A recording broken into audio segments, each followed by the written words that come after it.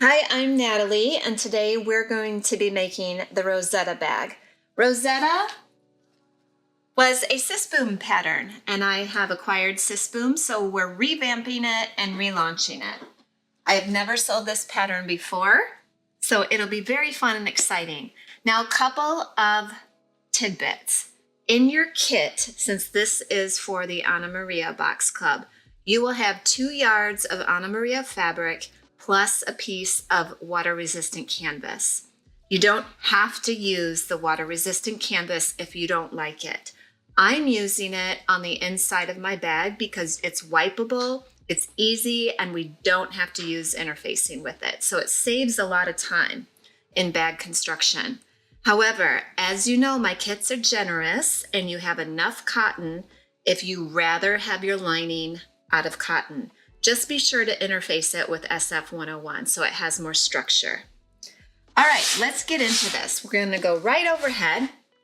And these are our exterior top bands, so to speak. This is at the top of the bag. Now, this step is optional, but I think it's really fun. I've included this leopard print webbing or ribbon. It's actually a grosgrain ribbon. And there's a lot of it in your kit for you because we need it not only to cover our raw edges of ruffles, but it's also an option to put it on this top band. It just adds a little bit of interest. So mark it 1.5 inches up from the bottom, and that's where we will place it. Now, you know I like to use my tools that help me. So I am grabbing my double-sided sticky tape. This is a much faster way for me to make sure that my ribbon and trims are put on accurately and straight across. So I'm just going to do one little bit right down the center.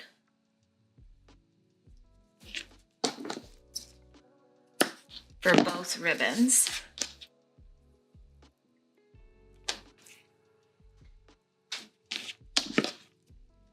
Now this bag doesn't have any zippers, there's just a magnetic closure.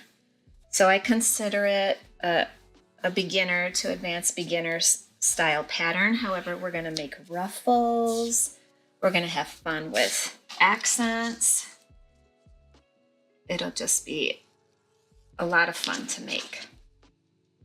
Okay, so I am going to line this up on this straight line and go up 1.5 inches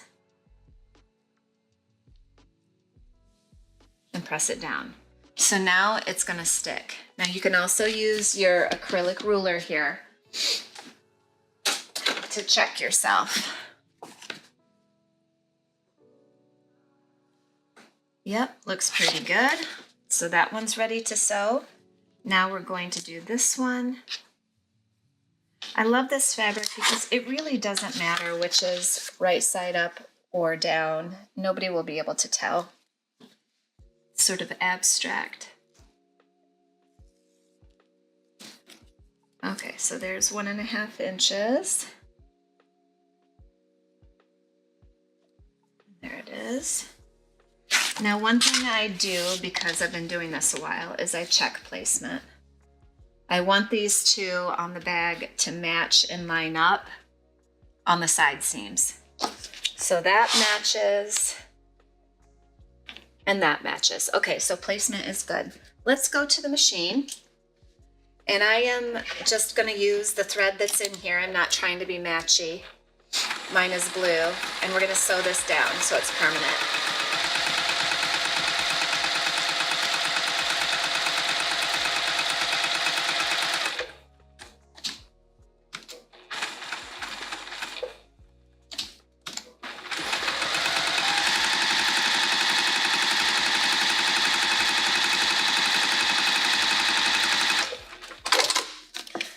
There's the first piece. Here's the second.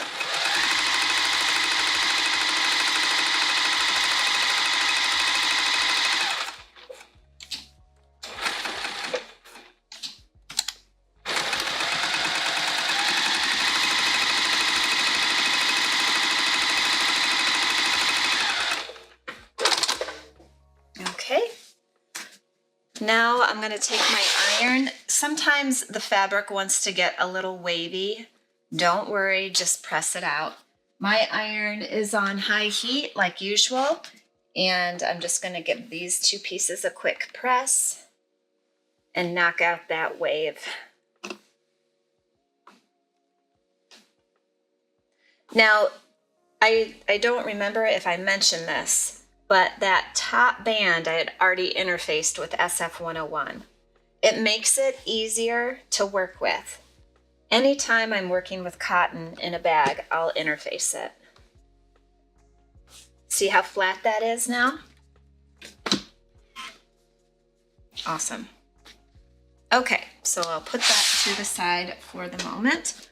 Now this remaining ribbon that I've got is for our ruffles, and that is our next step. You need 3 ruffles, and I'm using the coneflower pieces as my ruffle. And we're just gonna do a narrow hem ruffle. Ultra easy. I'm gonna show you how to make ruffles on your home sewing machine without a ruffling foot. Now, if you have a ruffler foot, go ahead and put it on and it'll be even faster for you. Okay, so first up, I'm going to bring this over, and I want my ruffles, of course, to be sitting the correct direction. So this is the bottom. So I'm going to treat the bottom with a narrowish hem. I'm folding it up about 1/4 of an inch, maybe a smidge less. I'm just eyeballing it. This stuff doesn't have to be absolute perfection because ruffles, their very nature, you're not going to notice if your hem is perfection or not. So first we'll go up like this. Then I come back down and just fold it again. It's less fiddly this way. I like doing them this way. If you wanted to actually do a narrow hem and like tuck that edge under to be a super narrow 1/8 of an inch hem, go ahead and do that, but I don't have the patience.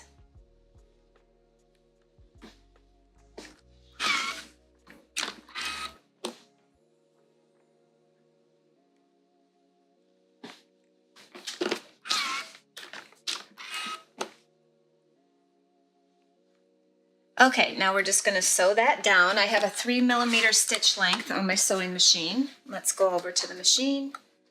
And I'm just going to come up here.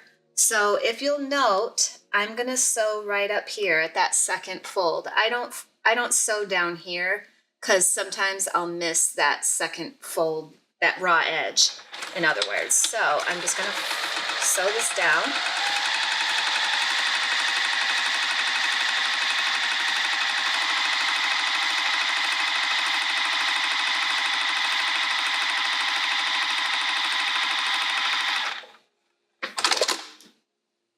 There's one.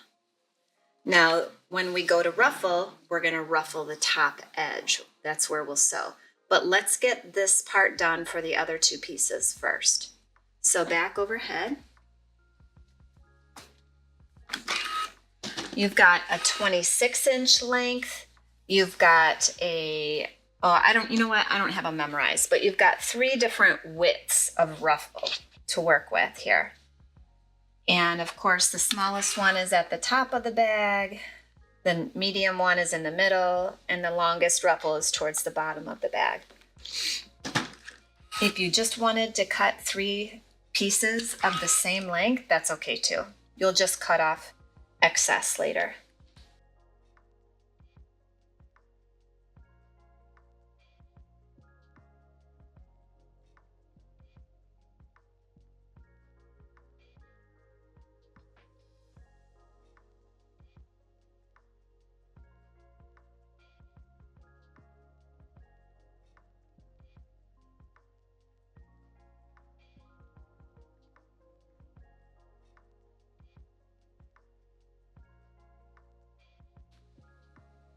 All right, let's sew these.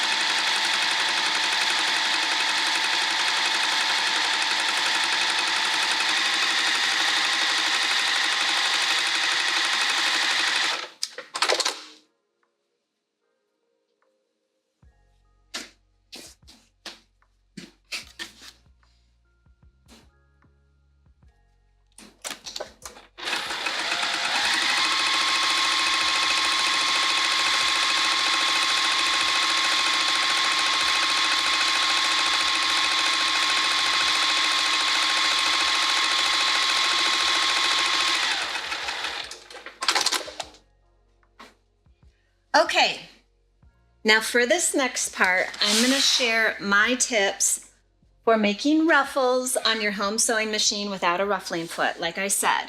Now, if this doesn't work on your machine, I really am sorry. It has worked on every brand of machine I've owned, and that is, I have my 2 Berninas over here that are very basic machines. I ruffle on those a lot, and then this Juki, it works on my Juki. But here's what you have to do. I have to take my foot pressure knob that I talk to you guys a lot about when we're sewing TPU, and I have to crank that rectangle all the way down. So I'm going to take you to the sewing machine and try to turn this so you can see what I'm talking about. This little doohickey, that's usually way up at the top, and I'm increasing the pressure so that it's way down here at the bottom. The second thing you have to do is your stitch length. See how mine's on 3 right now? I'm gonna turn it all the way up to 5.5, 6. See that dial? Let's see if I can do it here. There, I'm gonna turn it way up to there. Those 2 things will make the fabric ruffle as long as you're not pulling. Now, I give myself a foot width, and I just do 1 pass. I don't do 2 passes like a lot of people talk about. But you cannot pull on the fabric. Notice, I'm just letting it pass over my hands.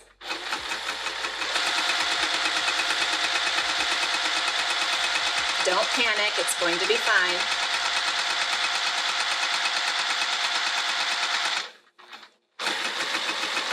Now, coming up to the end here, I'm not going to use my automatic thread cutter.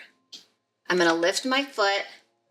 I'm going to turn the dial away from me so that the needle is out of the fabric. And I'm going to pull so that I have some threads here to pull. Let's go overhead. Now, the trick here is you want to pull on your bobbin thread only. See how it's starting to ruffle already? And you have to be careful with this. You can't have a heavy hand. You can't be in a hurry. You're gonna pull that bobbin thread and then gently scoot down these ruffles. And then you're gonna pull it again, not too much. See how little I'm doing? And you're gonna scooch them down gently. And then we're gonna do it again. And I'm still holding that with my hand. And we're gonna gently move it down some more. Do it again. I'm still holding that bobbin thread. See how this is like a cheater ruffle happening here? Pull it some more, very gently. It's like magic. Yeah, isn't it awesome? And you can just do it from one side the whole way if you want. If you want to work from 2 sides, that's fine, but make sure you're only pulling that bobbin thread. If you pull the top thread, it's going to break. And I'm just gonna scooch these down. And I think for right now, I'm just gonna give it one more tug, and I'm gonna leave it alone, and we'll see how our width is later. Let's ruffle the remaining 2 lengths. So let's go back to the machine. Now, if you want to sew half of the length and take it out, making sure you have a long bobbin thread to work with, and then sew the other half of the length and do the same, perfectly fine. Perfectly fine. You do you.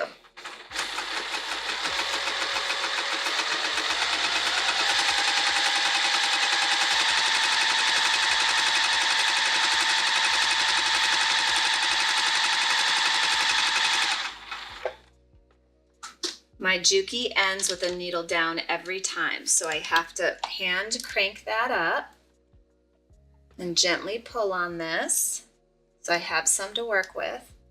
And then I'm gonna set that to the side, and I'm gonna sew this last one. You cannot backstitch. You have to just start sewing. If you backstitch, it will not pull.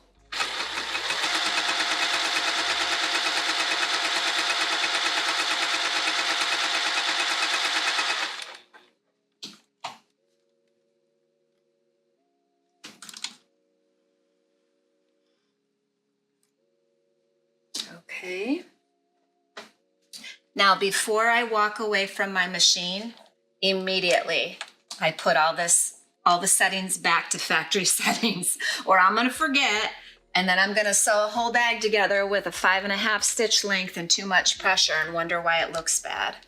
So I'm turning this back up to normal setting. I'm gonna turn my stitch length back to 3 for now, maybe 2.8. And then I'll come overhead and I'll have Ramel fast forward this bit, but I'm gonna ruffle these up now. Let's go overhead.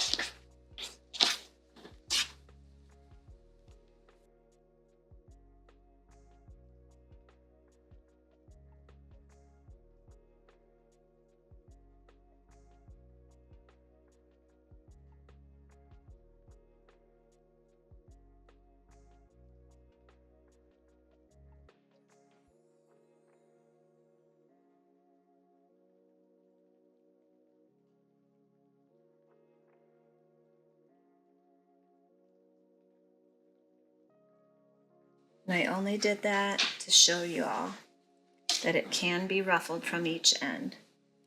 Okay, we've got our ruffles.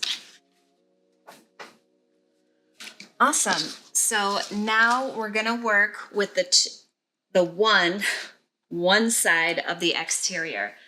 They both start out the same, but we only have ruffles on one side. Let me show you with my samples. See how this side is flat? That's the side that's against your body. So the front has the 3 ruffles. Okay. Let me find exteriors. It's called the exterior bottom. Now, because it's quilting cotton, I interfaced first with a little bit of SF101. I cheated, as you can see. I didn't do the entire piece. I just used scraps and did what I could. So I only need one of those. And we are going to start to attach these. So your shortest ruffle, which I think for me, I think it's this one. Doesn't really matter. I messed up my ruffles in my sample bag and it worked fine. You'll just adjust the amount of ruffling if you use the wrong one, so don't panic. Okay, let me reference my cutting. We're gonna take our ruler and down from the top edge, 2 3/4 inch.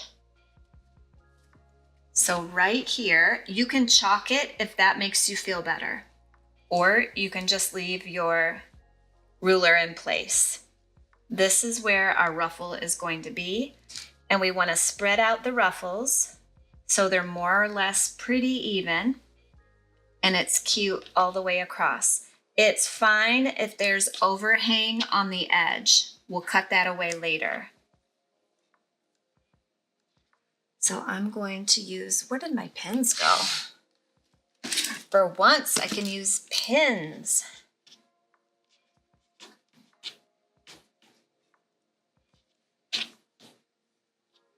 This one needs a little more ruffle action down here. So I'm just gonna smush it.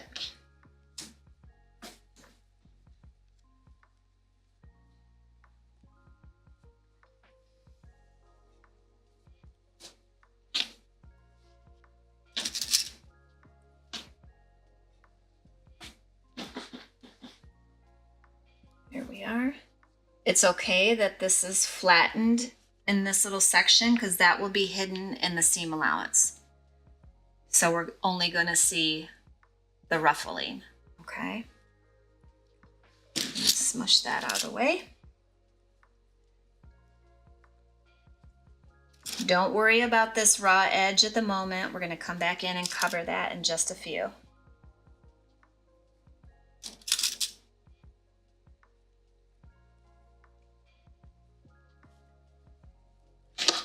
Does it look more or less pretty even, Rom? Now the reason I put my pins in this way is because I'm going to be sewing on the bed of the machine like this, and it's very easy to pull the pins out as I'm sewing. I try to never sew over a pin. Even though I'm wearing glasses, it's just a worry of mine that the pin can break from the needle and go into your eyeball. All right, back to a usual stitch length. And here we go. We're gonna sew right on that ruffling stitch, right on those stitches. Just right on them. Smash it down, doesn't matter, it's okay. Puckers are, it's fine. That's why I love this.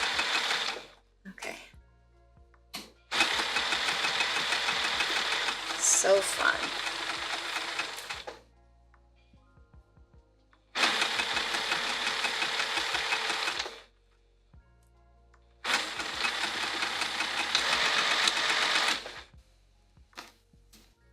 All right, so there's one. Now, I do have to mention the last one I attached, the shortest of all the ruffles, is at the very top. But I do that last because I want to get these two down first and I want to put on my ribbon. So just an FYI, that's why I start with the middle ruffle.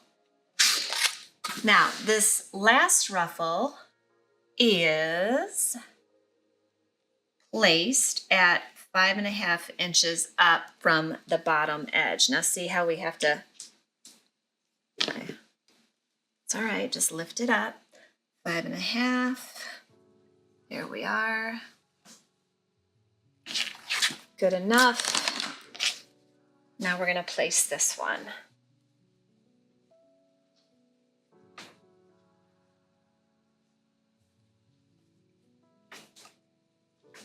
This is your longest ruffle, by the way.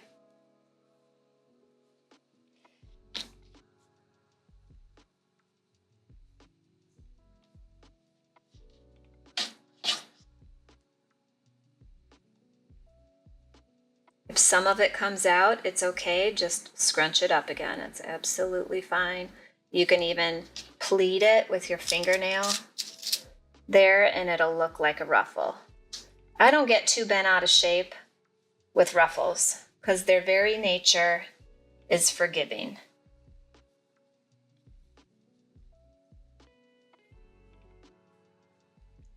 Ramel, do you remember when I used to make the kids all those ruffly skirts and dresses? Or were you too busy in the military? You were too busy. I don't remember very much. Yeah.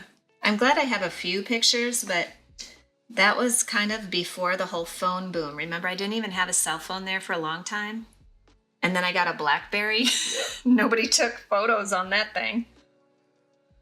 So I don't have tons of pictures, but Were you modifying the girls' dresses a lot? yeah, I did modify. Yeah, definitely. They grew.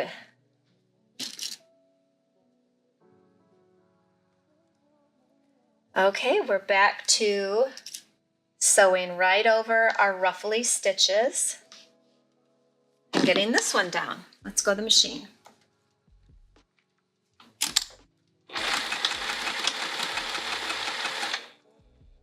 Now, if you want to use your handy stiletto for this, it's a perfect opportunity. Just stop and start with your needle down in the fabric as however many times you need to.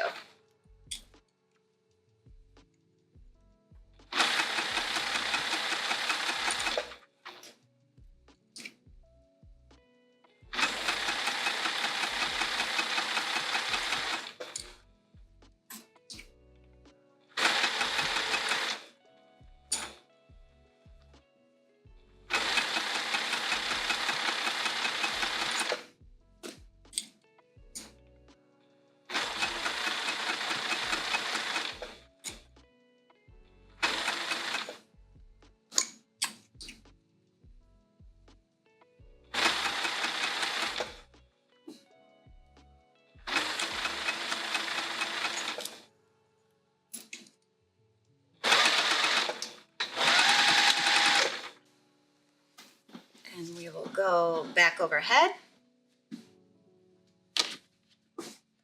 So now is the super fun part that I think is so pretty. I will say it till my dying day. Anna Maria fabrics, they just work with leopard. I don't care about the print, it just works. So we are going to cover that raw edge by sewing some grosgrain ribbon over it. So once again, put a double-sided sticky tape down that center of the grosgrain ribbon. And because it will adhere, for now we can do both ribbons at the same time. Don't stretch it, just place it and then press it down, making sure you didn't stretch or pull. Now I'm going to lift that ruffle up and I'm going to do this piece of ribbon.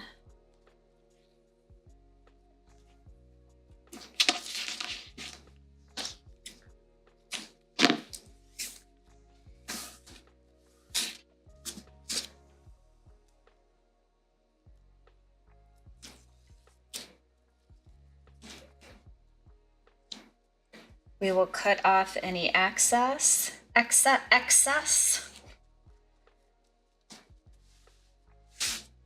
All right, let's stitch these two down at the machine. Now, first I like to catch the part on top of the ruffle.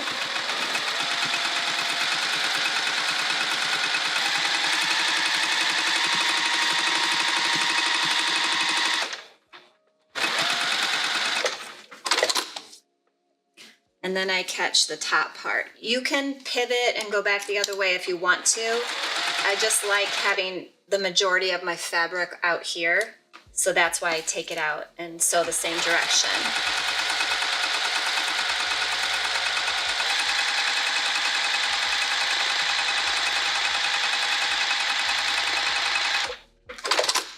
All right, now this one. Had an itch there.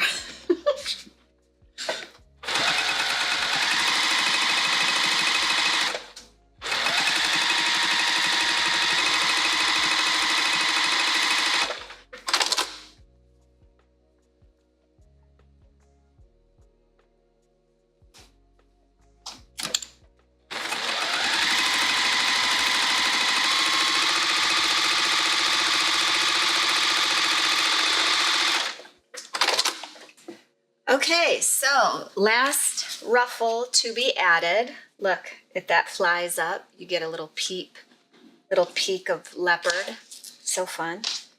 This one is going to be at that very top edge.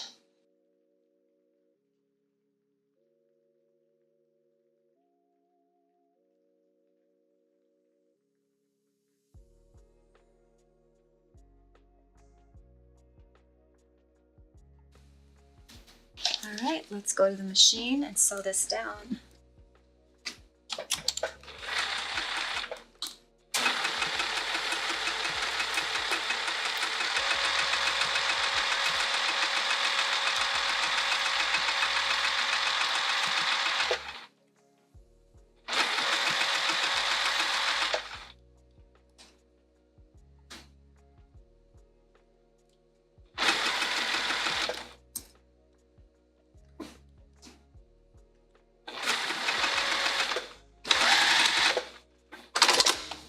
And I'm going to go back overhead.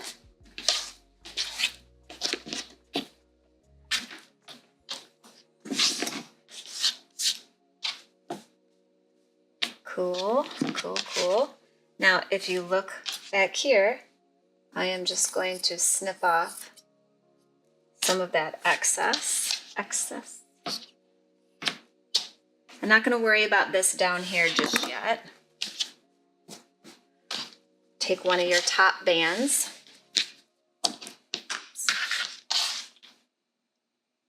And it's going to go right sides together.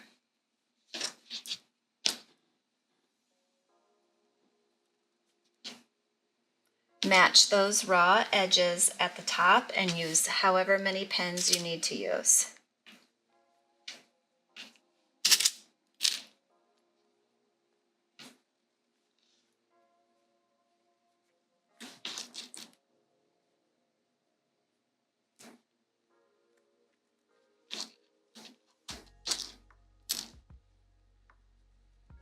Okay, I'm going to check both sides because it can be. You can look from the top. I don't know, sometimes when you're dealing with ruffles, you just want to make sure that other side is good to go. All right, let's go to the machine.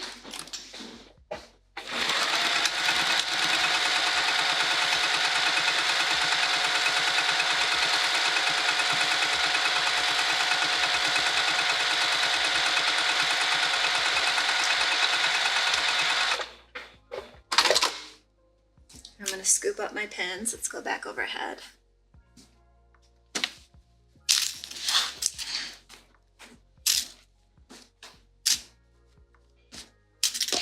And then I'm going to get my ironing surface and my hot iron. Hopefully it's still hot. Yep. And just an FYI, I like to press it first and then flip it up.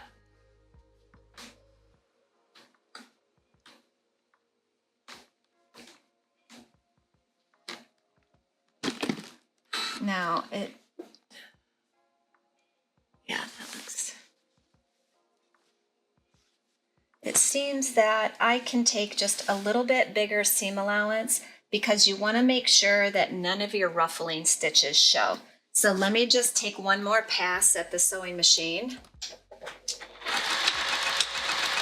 This bag is forgiving, so don't even worry. Just make sure your two sides match up before we put the bag together. I'll remind you. Okay, let's go back. And I'm going to press that again.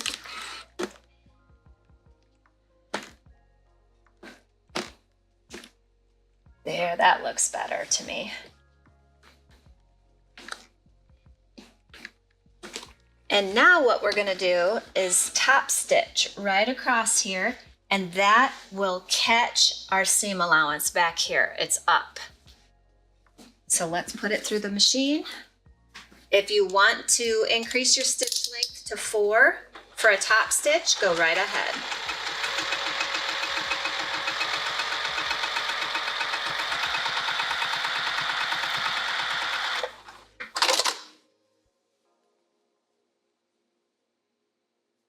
All right. So that side, the front of the bag, is done. So that, and now we can just sew the band to the back of the bag. Let's go overhead and we'll get that done. And then we're not messing with our exteriors anymore. Match that top.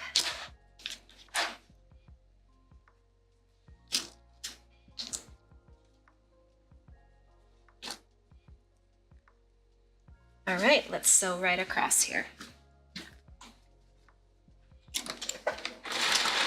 Oop, I gotta turn my stitch length back down.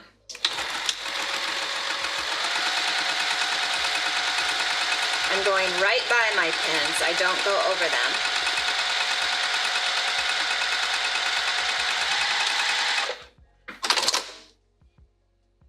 All right, and back over.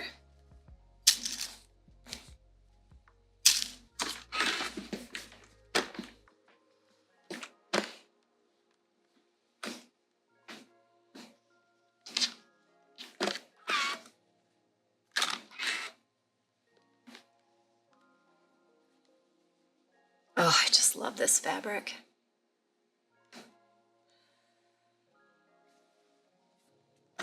All right, let's top stitch that. I'm going to turn it back up to a 4.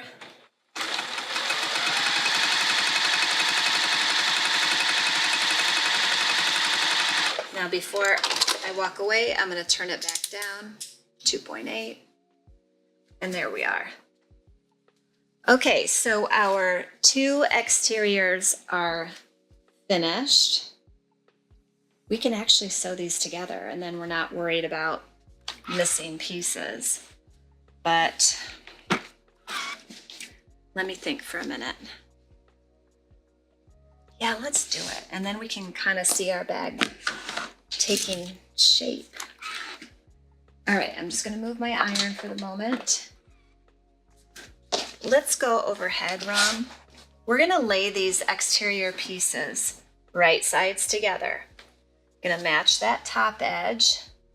I like to put a pin in here, but we do not sew that, okay? It's just for reference, for holding it. Now, as we come down the side here, the thing you wanna pay attention to is that these seams match. You don't want this one to be down here or up here. You want that band, these 2 bands, to be even. Make sense? So I'm gonna put a pin there. I sort of angle it, so I really know it took a good old bite there. And then I come down here and I match this boxed corner. I put a red pin here because I know that I want to back stitch here and here, because then when we box our corners, it's not gonna act stupid and not cooperate. That's what I mean. All right. It's okay if there's some ruffle poking out, doesn't matter. Okay, now this side.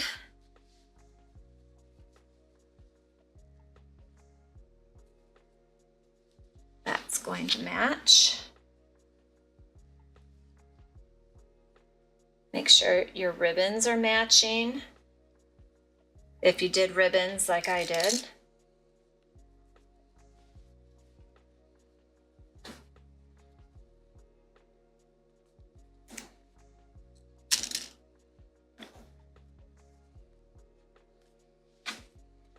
All right, now we're coming down here. We're going to match the boxed corner first.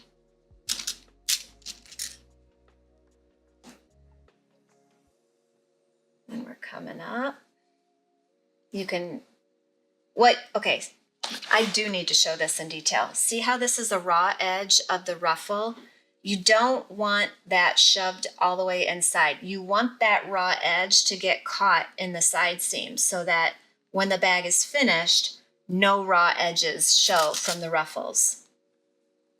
So do make sure. That's why I say if it's poking out, it's fine. We'll just cut off the excess later. It doesn't even matter at all.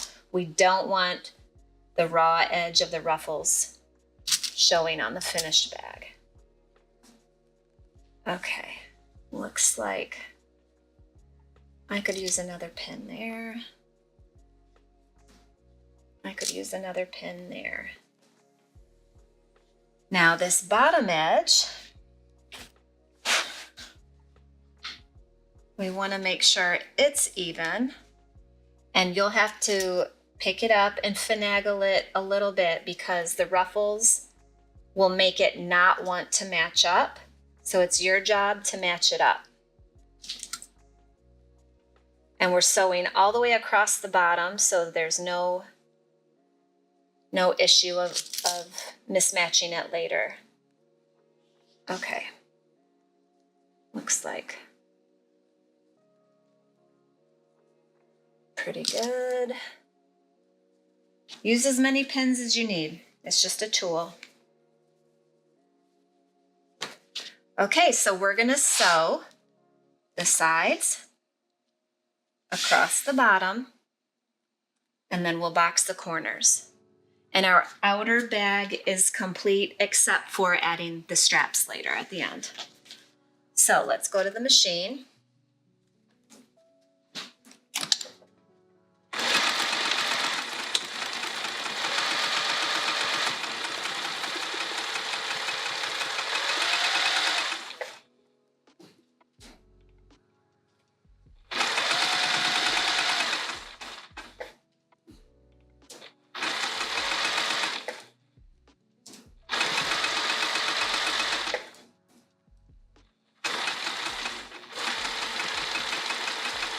Now down here, I'm gonna back stitch, lock stitch, whatever you want to call it. And then again, I will here.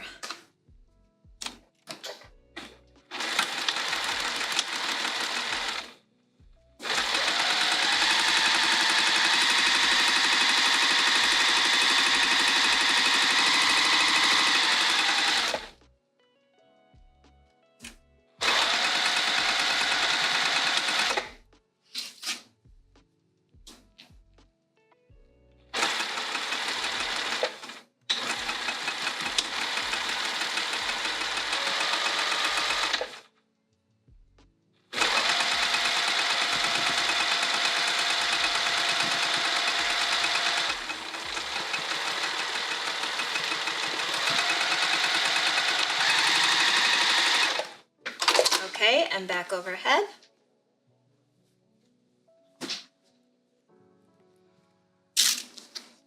Now, if anything went wrong, it's fine. Unpick your stitches and do it again.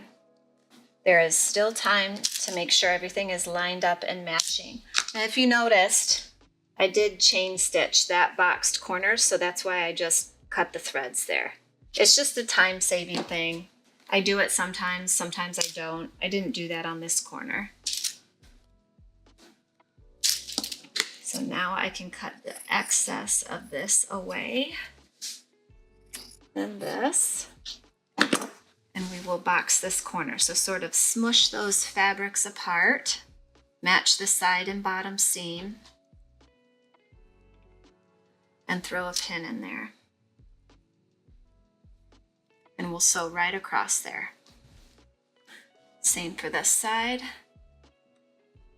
Oh, that got a little messed up.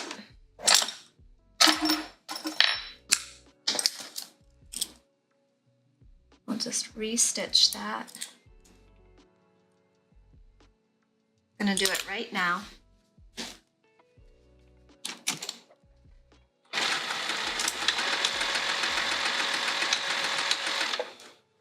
Okay, and since we're here, I'll just pull this corner, matching that side and bottom seam.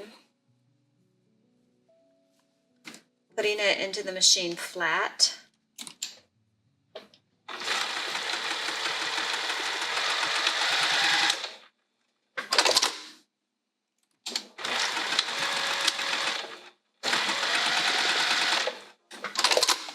Okay, now the other corner. I like to reinforce my corners with 2 rows of stitching.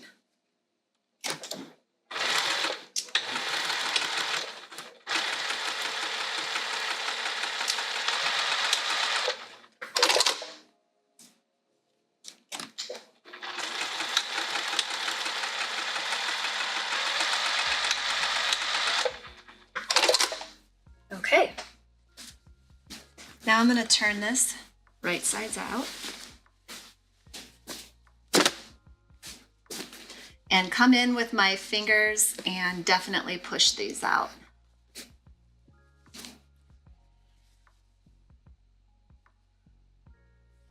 There it is so far. We're not done yet.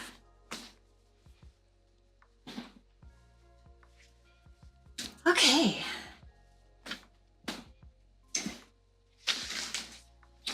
Now for the inside pieces. And again, I am using water resistant canvas because then I can omit that SF101. What I will be doing is base stitching foam to the inside main body pieces. So you will see me do that in just a moment. We also have some optional pockets in here that are very simple. We'll just do those first. They're just slip-in pockets. But that's really nice to have, to just keep your phone separate or your keys. So I'm gonna go overhead and I'm gonna show you the shape of these pockets. This is the shape. So we fold it in half, right sides together or wrong. It doesn't really matter with this material. It's so awesome. I love it. If you want to use a Teflon pressing sheet, you absolutely can. You don't have to. It won't melt. There's one. It does have a crisp finish, this material, this water resistant canvas. So with that, it has body, which means, yay, I don't have to interface this. Okay, let's go to the machine. What we're gonna do is sew all the way across the bottom. I need my glasses on. And not the sides, leave the sides open.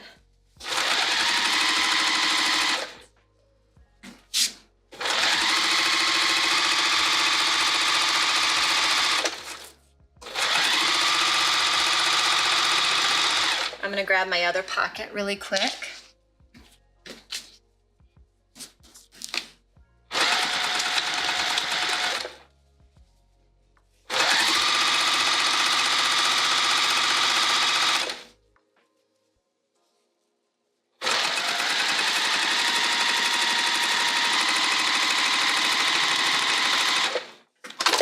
Okay.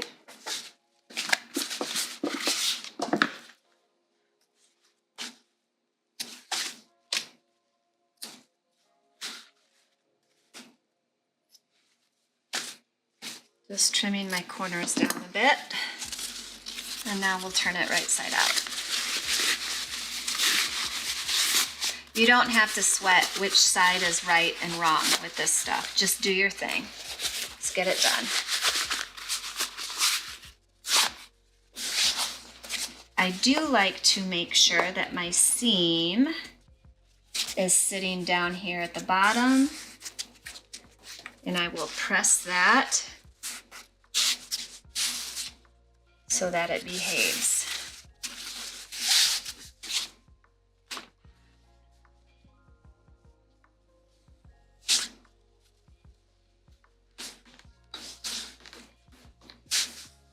We're gonna top stitch that top portion over at the machine.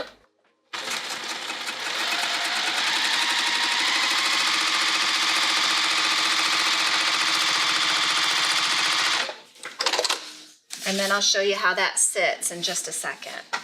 So let's pull this other one right sides out.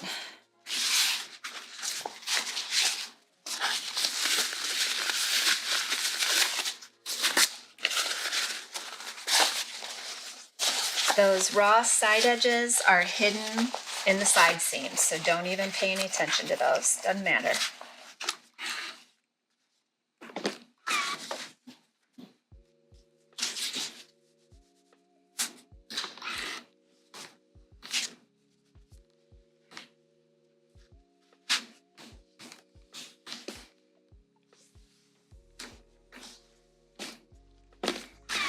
Let's top stitch the top of the pocket only, not the bottom.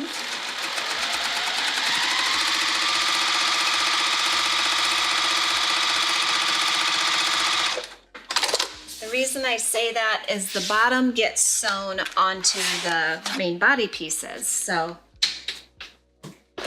if you did top stitch it, it's not a big deal. You'll just have 2 rows of stitching at the bottom. So let's go overhead. And we are going to place this pocket. You can kind of see where it fits. So it doesn't fit up here. It doesn't fit way down here. It fits about here. Isn't that slick? So you don't have to do much measuring unless you want to.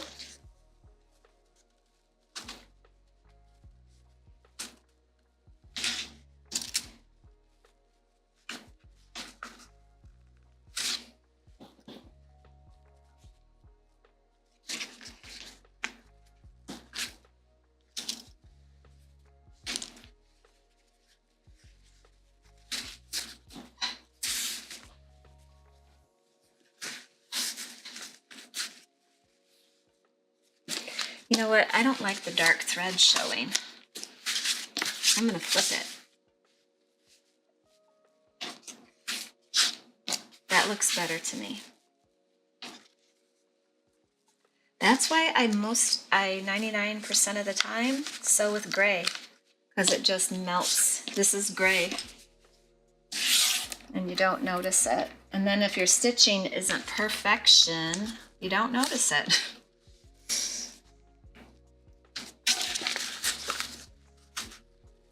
Okay, so first let's sew across the bottom. And then see this centering crease? Isn't that handy? We're gonna sew right up the middle of the pocket. We'll sew across the bottom, we'll do the sides, and then we'll divide the pocket. Let's go to the machine.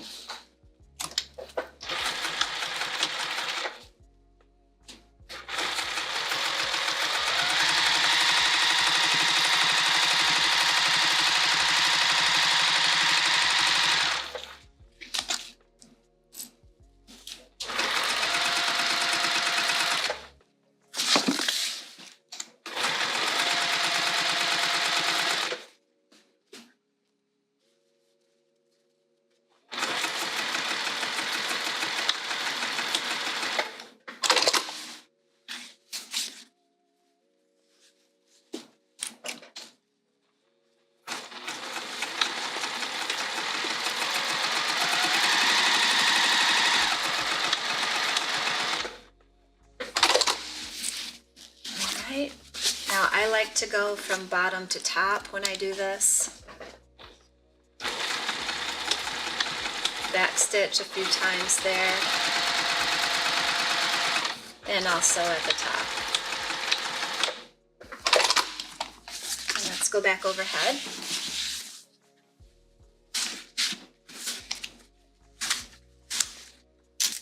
And there's one side. Now, before we do that same thing to our other piece, let's just get this part done. You can see I franken-foamed my foam pieces. And what I'm gonna do is grab my 505 and I just spray that down.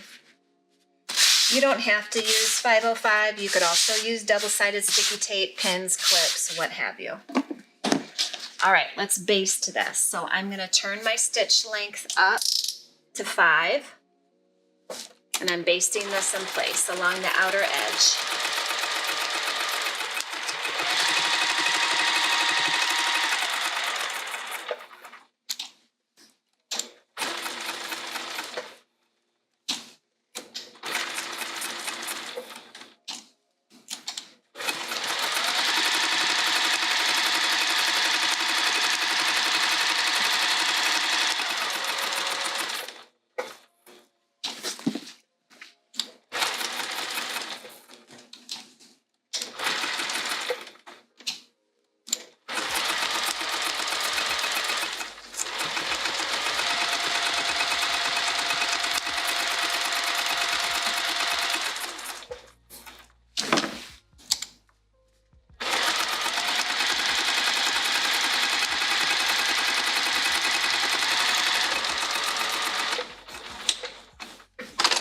Before I walk away, I'm turning my stitch length down.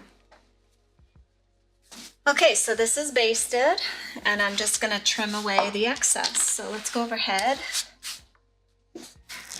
If you need a ruler to do this, please use the tools that help you.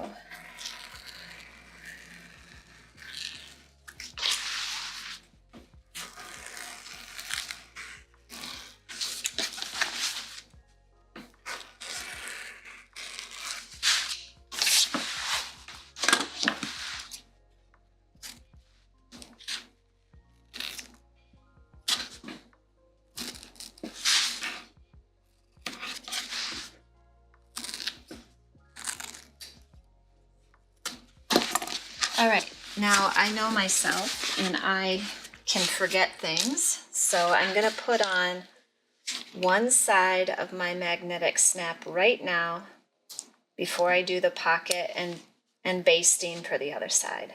Oh my gosh, these magnets are so, it's like, what are they making this magnet for? A decelerator?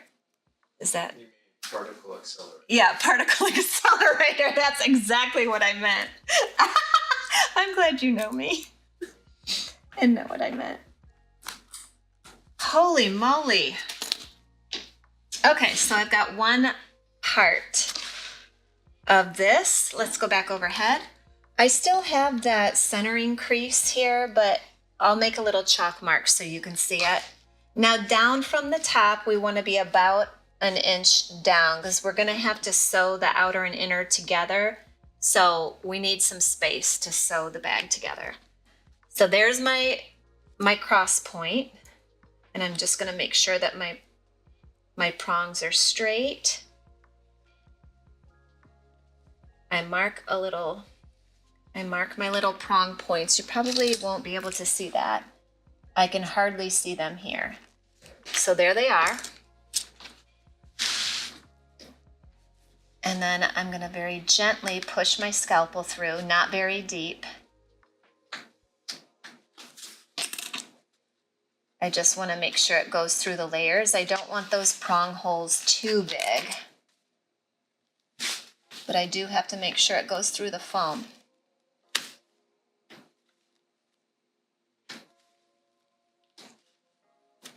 There it is.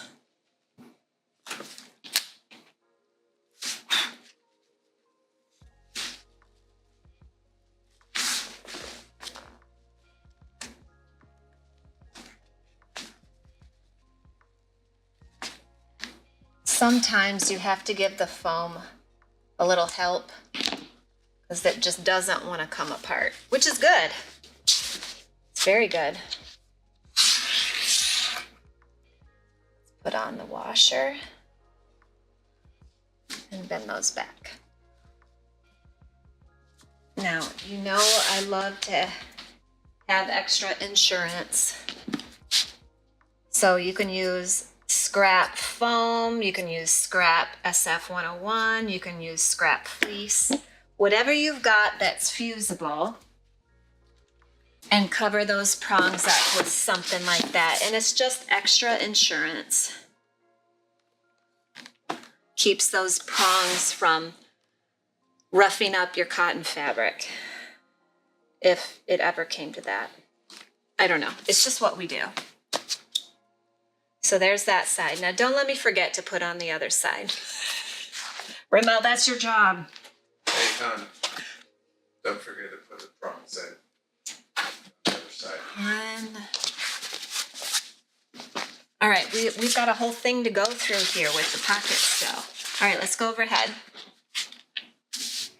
So again, we're going to find where this fits. Looks good there, looks pretty good. Not gonna worry about it, it's inside. It's just for me.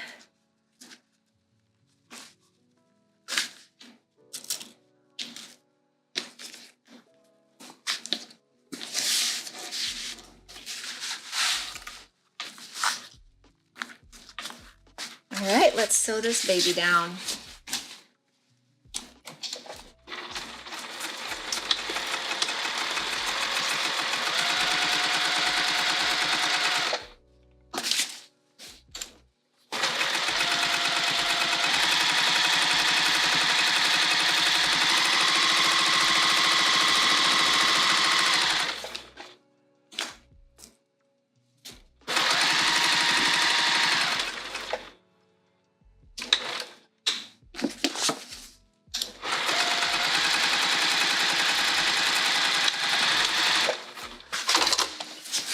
And then in case your center crease is not showing, take all your pins out.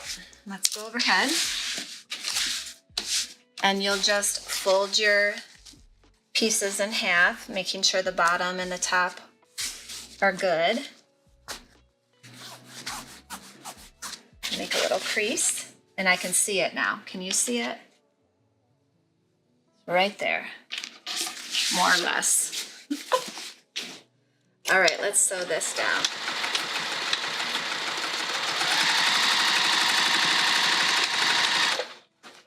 Now is also a good time if you want to add a label. Hold on, I just dropped a pin.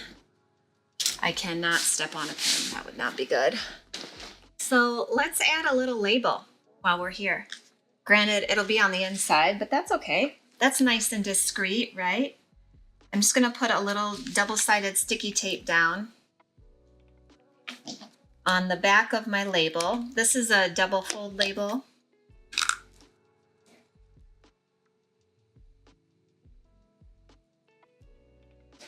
didn't get it pressed down enough.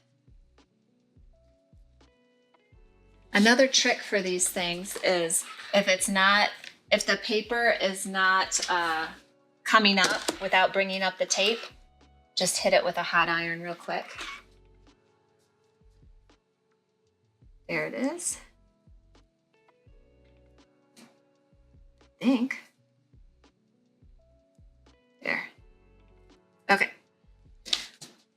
This step just makes sure that your ticket doesn't move.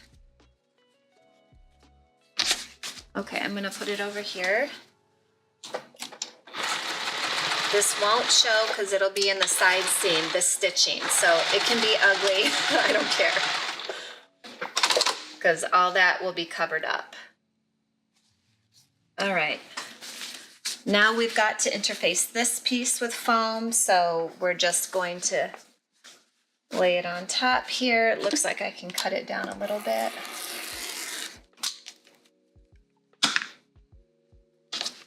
This side too.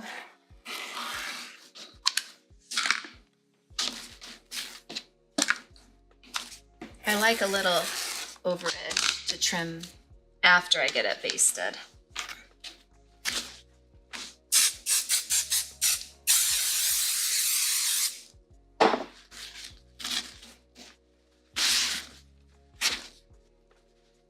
.505 is not permanent, so if you misplace it, just peel it up again and try again. Okay, let's base stitch. So I've got to turn this up to a 5mm stitch.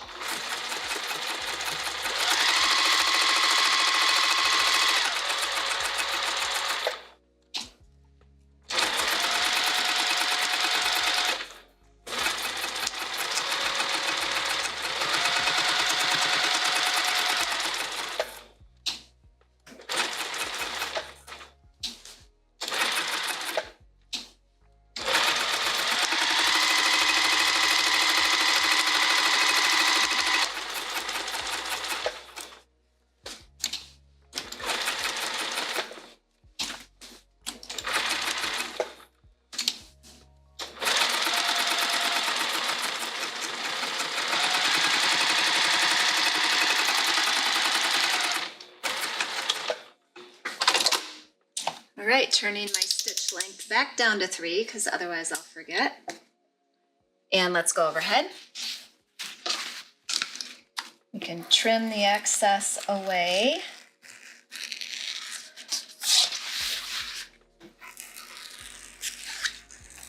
You can use scissors for this as well. Lots of different ways to do this step.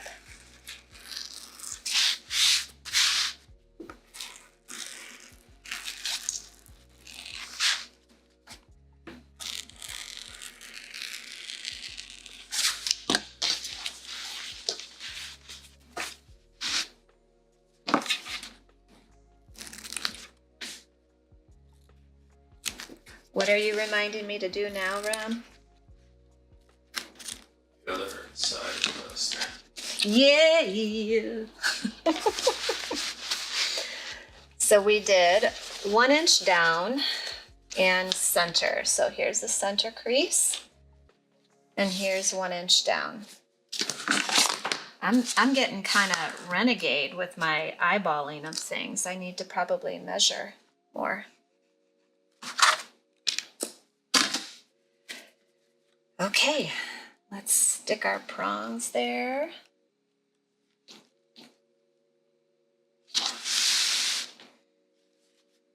That'll be very hard to see, so I'm gonna make it black.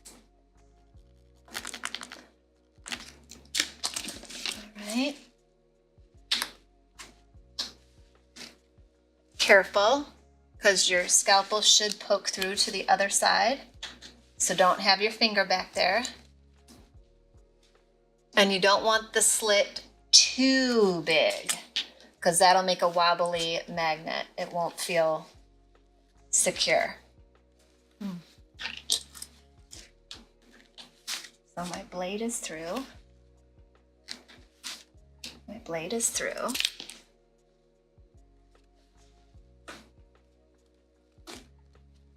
There. There's one.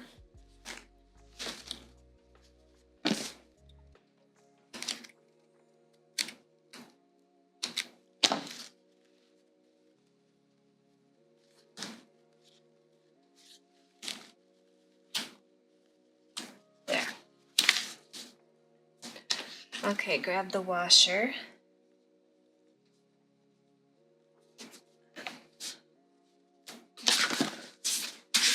And then scrap piece of fleece or whatever you want.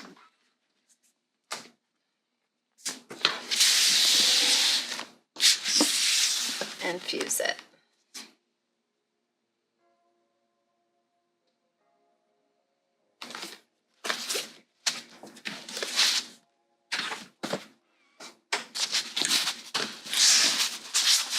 Okay, so I like to just double check and make sure it fits, and it does. So that's good. Now that magnet is kissing, which helps us sew the inside together, and that's what we're gonna do now. So grab your clips. We're almost done. Let's go overhead.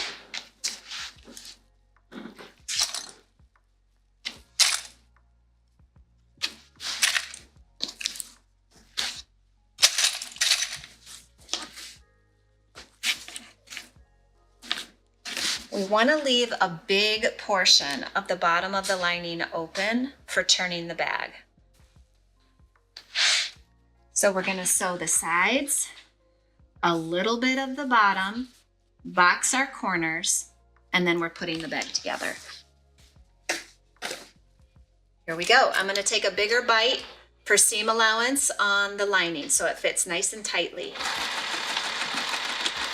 Nice and tightly, tight. So it fits tighter. Something doesn't sound right there, but I'm forging ahead.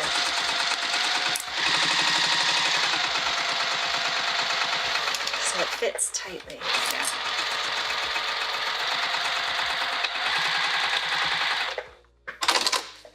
Okay, lock stitch this little doodad here. And I'm gonna stop. Leave all that open.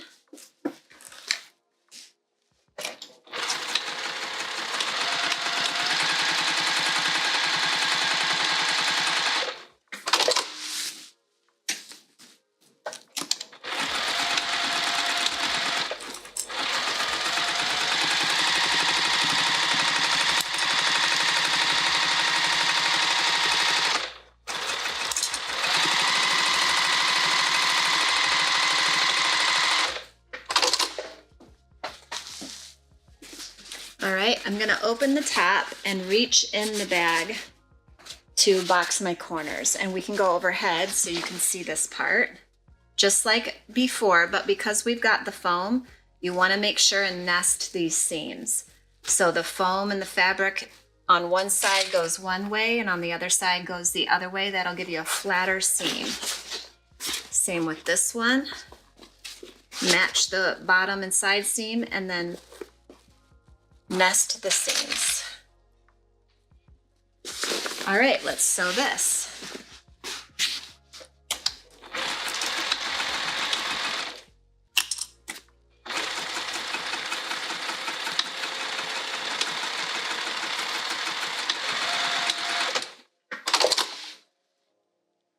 I lock stitched here, I lock stitch in the middle, and I lock stitch at the end.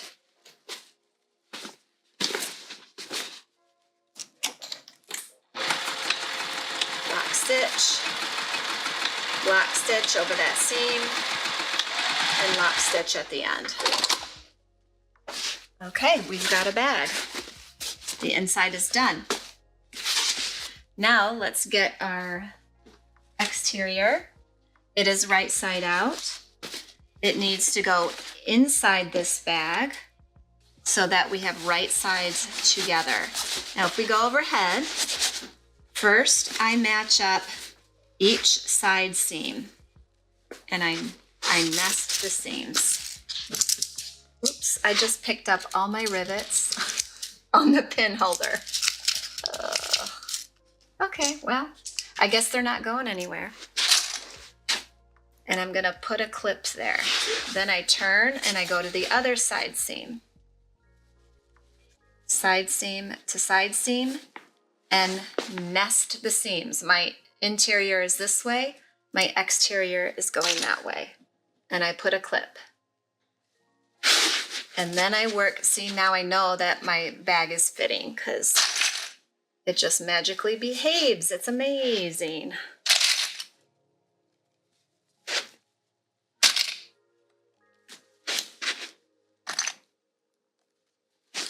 All right, now this side.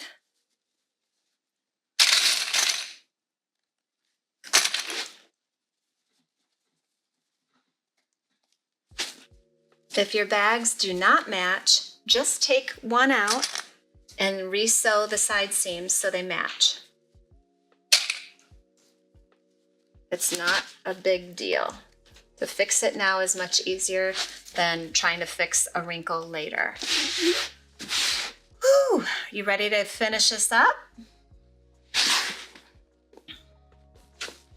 I am going to start near a side seam and go all the way around and finish because we've got the opening in the bottom to birth the bag. So let's go to the machine. I think for me, it's going to be easier to sew on the inside since I don't have a cylinder arm. So I'm going to go just a little bit away from that side seam, lock stitch, and I just have to stop and start as I work my way around the bag. I'm going to stop, my needle is down. Stop again, needle is down.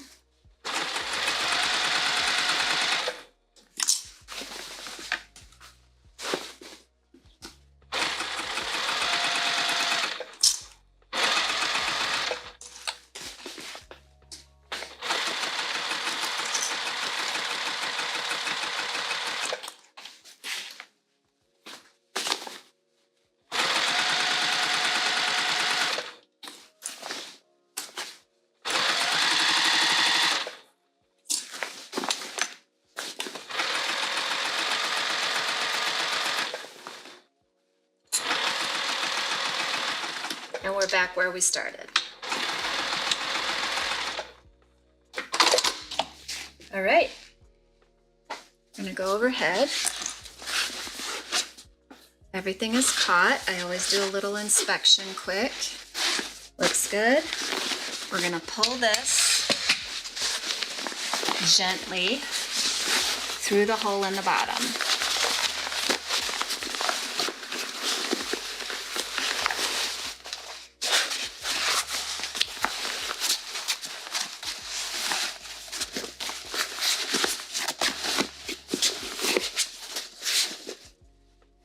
See how those side seams match? That's goals. If you didn't get it perfect, don't worry about it. Nobody's going to notice that but you. It comes with practice, time, experience. Don't think your bags have to be perfect in order to sell them. People don't see what you're seeing. Now, we're just going to turn this under. Sometimes I'll use a little double-sided sticky tape here to hold these layers in place. Yes, I know, I sew foam into my seams. I just prefer it. I don't want that stuff coming out. I've seen it happen when people have washed their bags. So this is what I do. You can cut your foam out of the seam allowance if you prefer. It's totally fine.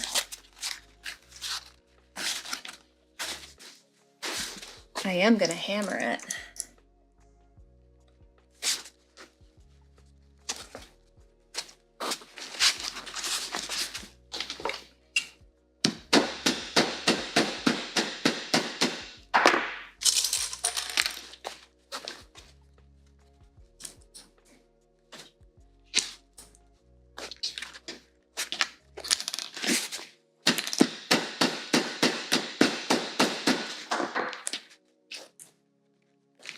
I can just feel the difference with that.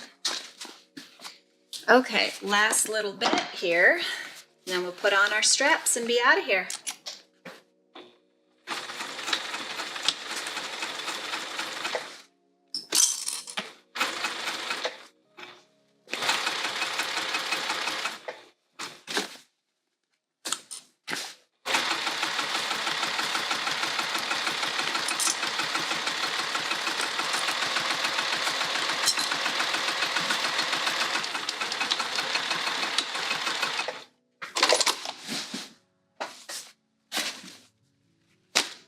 Trim your threads.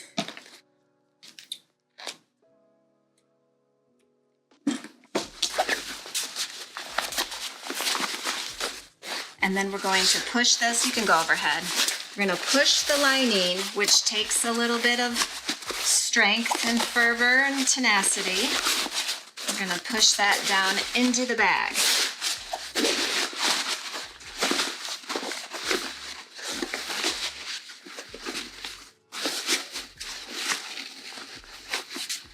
The hardest part is getting those corners to sit down in there correctly. So just take your time. I push them out a little by little with my strongest finger and thumb. There we go. Yep. Takes a few tries. Okay, now see this top edge? See how it doesn't want to behave? You have to come in and smush it down. And then what I like to do is either hammer it or use clips along this top edge to make it sit for a little bit, even overnight. It just kind of helps it lay down and behave a little more nicely. You can also come in and whack it. It really does make a difference.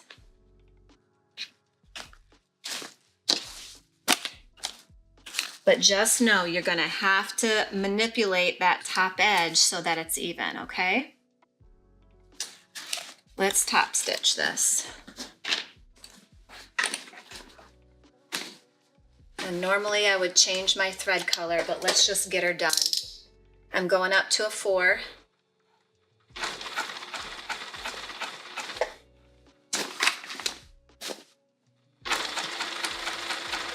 Oh, I was thinking, why is this blurry? Oh, because I took off my glasses.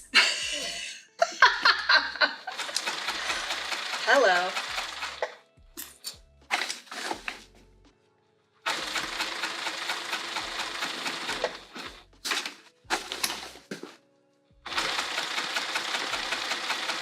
Put on my clips upside down and everything.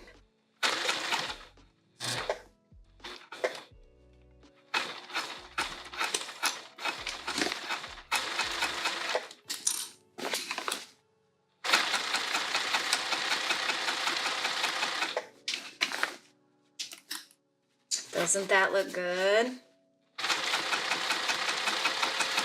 Ram, you're supposed to answer. Yes.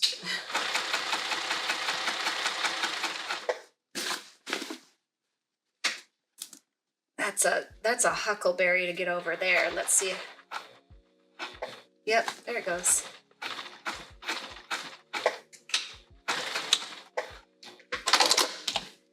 Wow, so awesome.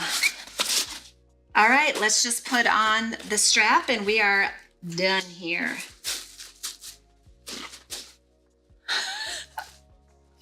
Okay, I'm gonna get my table press because that's how I put on rivets. I'm gonna unplug my iron because that thing is hot. Maybe I'm having a hot flash, who knows? Okay, for the strap, you will have a strap in your Anna Maria box kit. One strap is enough. You're going to fold it in half, line up those short bottom edges, and you're gonna cut it into 2 pieces, 2 even pieces. And these are the handles. Now I'll probably do 1 inch width. The reason I'm using 3/4 inch width is because this had a defect. I like to use materials that have defects in my tutorials because then it's used and it doesn't go in the dump. But I would never send it to you. So that's why. So let's go overhead. Now when I did my sample, I just eyeballed this. But I'll try to measure for you guys.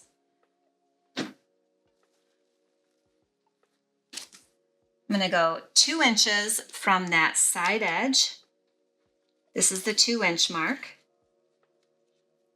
That looks good to me. Where is my little, here it is. You do want your room for the rivet cap to live comfortably on the strap.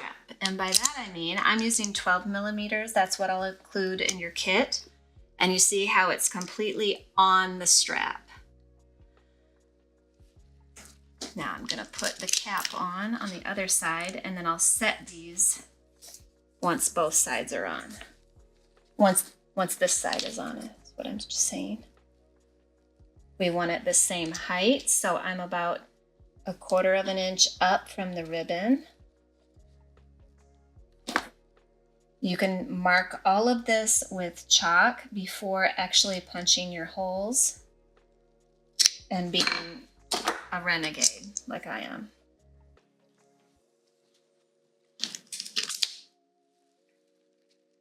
Make sure before you set these that your strap did not twist. Can you back out a little bit?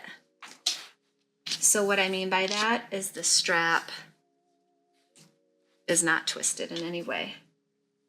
Now when I set this with a press, I make sure my straps are straight up. If you set it and the strap is like that, you'll be able to kind of move it back, but it will loosen your rivet a tiny smidge. So just try to set it the way you want it to be on the bag. So I'm gonna go ahead and set this side. I'm moving the bottom out of my way. I'm making sure that that rivet is in the cradle of the die. It's in. My strap is straight up, and I press. And it's set, it's permanent. That baby's never coming out. Now we're gonna do this side. Push the bottom out of the way. The rivet is in the cradle, so it's not just gonna phantom move on me. And the strap is straight up and it's set. Now let's do the same on this side.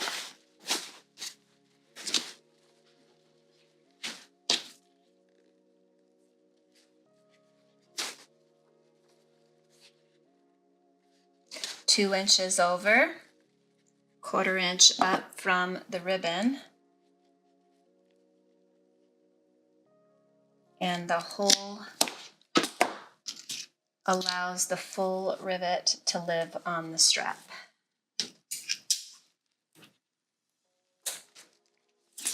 Remember, you can absolutely sew these down. You don't have to use rivets.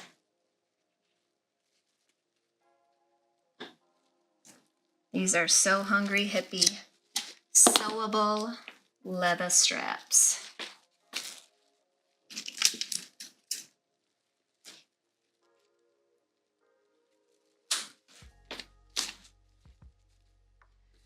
All right, let's bring this over.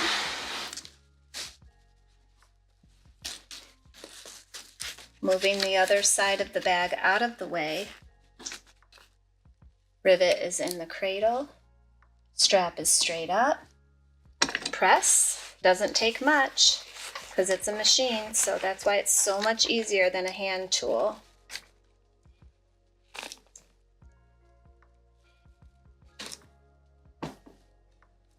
And there we are. Straps are on. Let's go front view. And there's our bag. She's cute. Name her? Name her? Yeah. Well, this is the Rosetta. I'm honoring my friend Jennifer by not switching the name.